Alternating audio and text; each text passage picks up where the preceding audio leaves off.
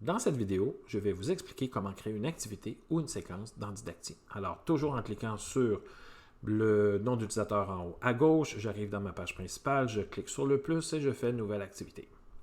Alors, j'ai ici les médias, une icône média où je peux ajouter une image, une vidéo, un audio, un fichier, toutes sortes de fichiers, hein, PDF, Word, Excel. Évidemment, ce sont des fichiers que vos étudiants doivent être capables d'ouvrir à la maison.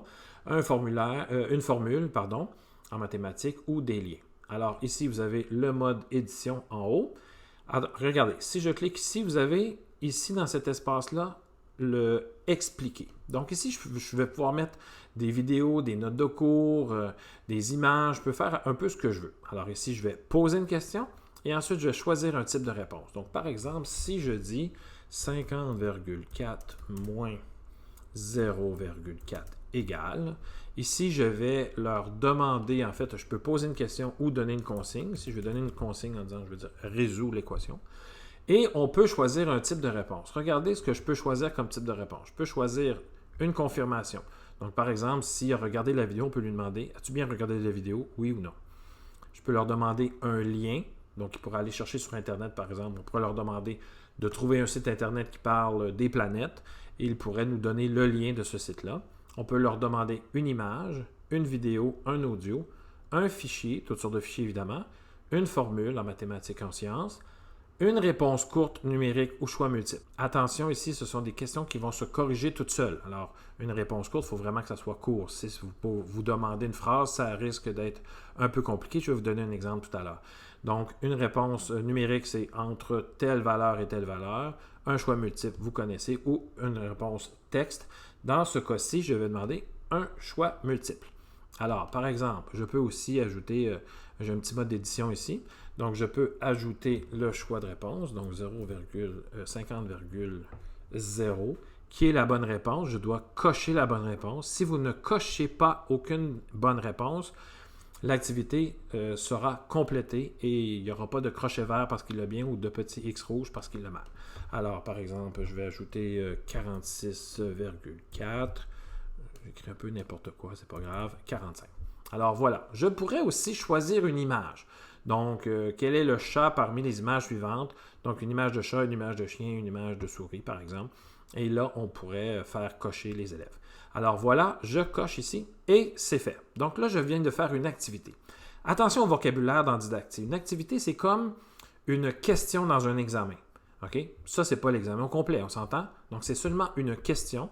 Alors, ce n'est pas plus compliqué que de faire, par exemple, un formulaire Google ou un formulaire dans Teams, Office 365 ou dans Word, par exemple. Donc, j'ai mis une soustraction, j'ai posé une question, donné une consigne, et ici, j'ai fait mon choix multiple. Je pourrais modifier mon choix de réponse ici, ou j'ai d'autres options. Regardons les autres options. Alors, présentement, je pourrais, par exemple, mettre les réponses publiques. Donc, d'office, elles sont privées. Il y a seulement vous qui allez voir les réponses. Pourquoi on mettrait les réponses publiques lors d'un débat, par exemple?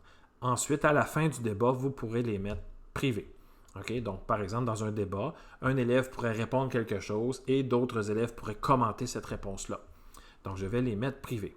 Est-ce qu'on peut permettre à l'élève de réessayer? Donc, d'office, c'est oui. On pourrait dire non, non, non, non, non. C'est seulement une fois, donc réfléchis avant de donner la réponse ou avant de soumettre.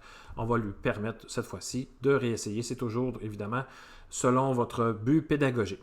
Alors, ces deux options-là ici, on va les oublier pour l'instant. Je pourrais donner des rétroactions. J'ai une vidéo juste pour les rétroactions, donc à regarder dans la section aide. Alors, je vais sauvegarder mes options et je pourrais supprimer ici mon choix de réponse. À ce moment-là, je dis non, ce n'est pas un choix multiple que je veux, mais une réponse courte. Alors, je devrais supprimer et recommencer. Je vais créer mon activité comme ça. Donc, je crée l'activité. L'importance des mots-clés, vous avez une vidéo là-dessus, regardez ça. Donc, c'est mathématiques, exercices. Et plus vous réutilisez les mêmes mots-clés, plus ils apparaissent et plus c'est facile de les réutiliser. Donc, je vois cette activité-là dans l'étape 1, je peux cliquer l'étape 1. Alors, je peux en mettre autant que je veux. Évidemment, plus vous en mettez, plus c'est précis. Donc, allez-y du plus générique au plus précis. Donc, primaire 5, c'est pas mal. Le générique, là, avec mathématiques. Et ensuite, vous y allez au plus précis. Alors, je publie. Alors ici, vous pouvez, par exemple, mettre privé parce que votre activité n'est pas terminée. Vous dites, oh, je ne veux pas encore que mes élèves les voient. Alors attention, si toutefois vos activités sont publiques et tout d'un coup, vous les mettez privées, si moi je réutilise vos activités et elles deviennent privées, elles ne seront plus disponibles pour moi. Alors, d'où l'importance de garder vos activités publiques afin que tout le monde puisse profiter de ce que vous faites parce que vous faites du beau travail. Alors, si je m'en vais dans mes activités, on voit ici 50,4 moins 0,4. On voit que j'avais fait d'autres activités et séquences avant. La différence entre une activité et une séquence, regardez, l'activité, il n'y a pas de page couverture et la séquence, il y en a une avec un titre. Et vous voyez ici qu'il y a une petite flèche qui indique que c'est bien une séquence. Alors, ça, c'est une activité que j'ai fait présentement.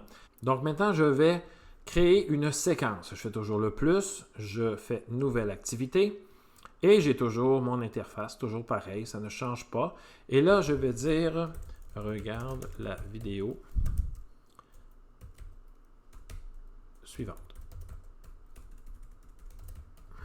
Alors, je suis allé sur Allo Prof, j'ai vu soustraction des nombres décimaux, je clique ou je partage ici, donc faites partager, vous allez copier le lien, voilà, et vous retournez dans Didacti, et vous allez faire un coller. Alors voilà, l'élève peut regarder la vidéo autant de fois qu'il veut, et ça fonctionne très bien. Alors, je vais ajouter ici, lis les notes de cours. Alors, j'ai des notes de cours. Je vais aller dans Médias, ajouter un fichier. Je vais faire joindre un fichier. Alors, notes de cours, nombre décimaux. Donc, j'étais prêt, évidemment. C'est un PDF. Ça aurait pu être un Word, un Excel.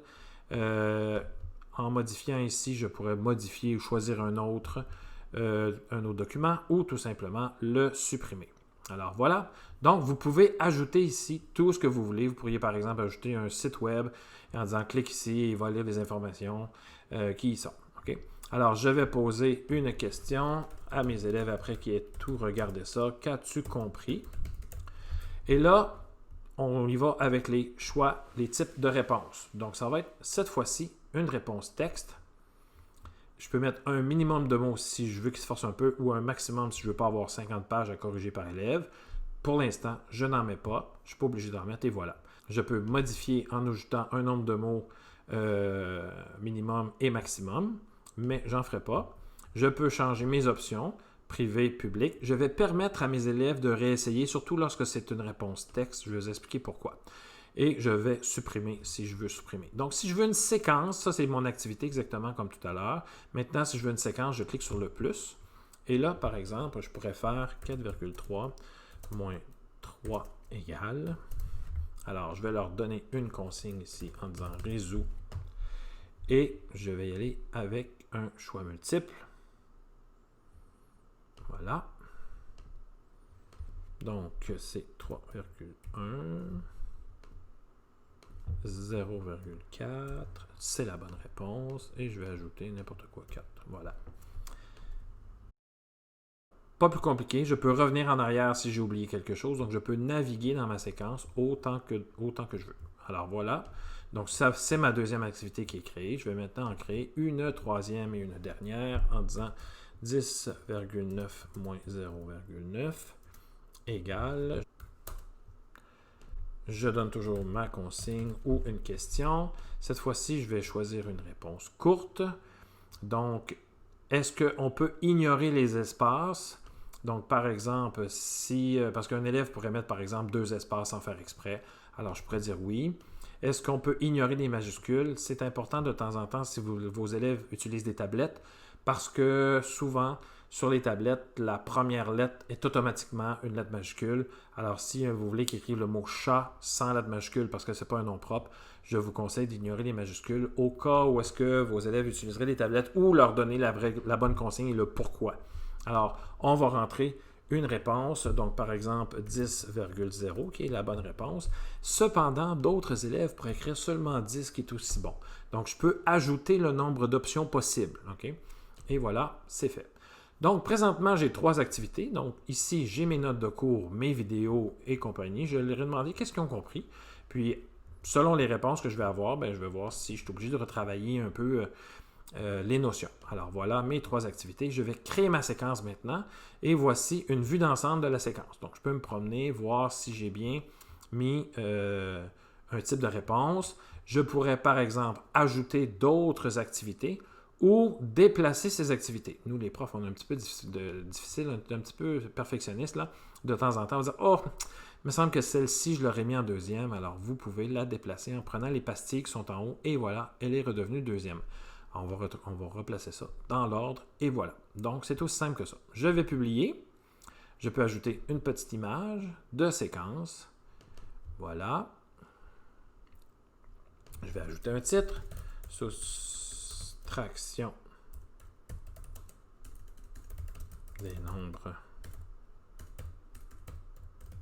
décimaux. Voilà, je peux ajouter une petite description. Mode examen. Alors, il y a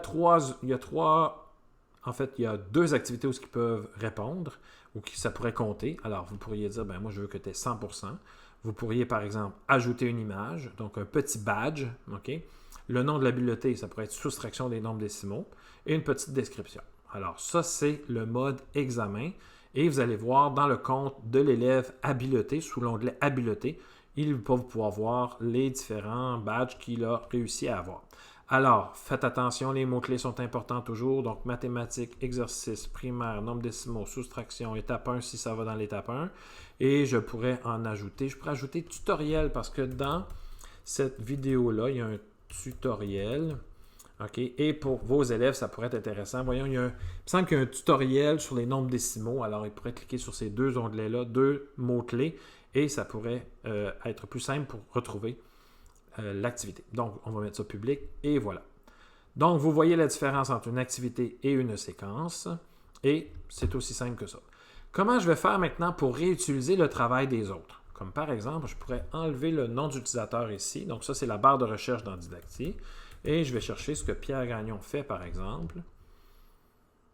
Voilà. Je vais aller voir dans ses mots-clés. Il doit avoir mathématiques dans ses activités. Mathématiques. Et il doit avoir aussi nombre décimaux. Alors, on va aller voir qu'est-ce qu'il y a dans tout ça. Donc, soustraction des nombres décimaux. Je vais aller voir ce que Pierre fait. Oh, c'est intéressant. Je vois qu'il y a 6 activités. Donc, il n'y a pas de tutoriel. C'est seulement de la drill, comme on dit, de l'exercitation. Alors, voilà.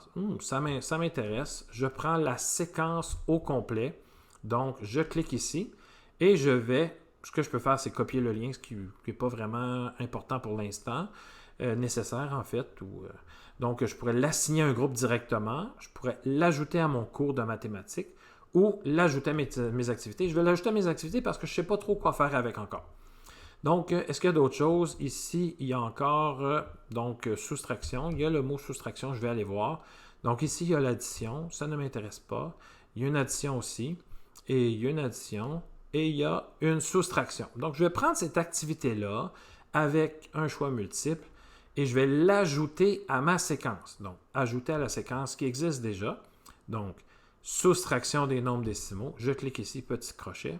Et voilà, c'est fait. C'est comme ça qu'on réutilise le travail des autres et je peux faire ça autant de fois que je veux. Alors, si je reviens dans mon cours, dans mon compte ici de prof didactique, je reviens dans mes activités, on va voir que je réutilisé le travail de Pierre. Donc, il y a l'icône, il y a la photo de profil de Pierre et il y a la mienne aussi, donc du prof didactique. Okay?